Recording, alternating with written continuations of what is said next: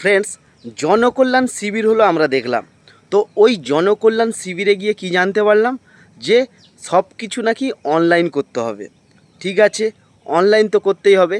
এখন অনলাইন করতে গিয়ে দেখি শুধুমাত্র অন্নপূর্ণা যোজনাটা অনলাইন ঠিকঠাক করা যাচ্ছে।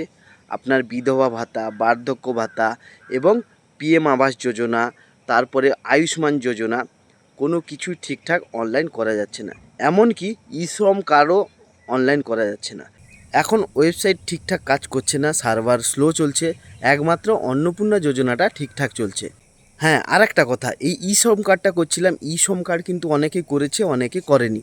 যারা করেননি তারা কিন্তু অবশ্যই করে নেবেন, কারণ শ্রম কার্ডের অনেক ফেসিলিটি আছে।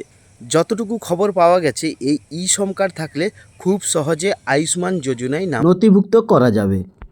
এই শ্রম কার্ড থাকলে ছেলে বা মেয়ে যার থাকুক না কেন, তার 60 বছরের পরে, তাকে 60 বছর বয়স হয়ে গেলে তাকে 3000 করে ভাতা দেবে। এরকম অনেক ধরনের ফেসিলিটি এই শ্রম কার্ড মাধ্যমে পাওয়া যাবে। তো যাদের নেই তারা অবশ্যই শ্রম কার্ডটা করে নাও। যদিও এই শ্রম কার্ডের সার্ভারটা আর একটু ডাউন চলছে, 2-1 দিন ওয়েট করে দেখো, সার্ভার ঠিক হলে করে নেবে।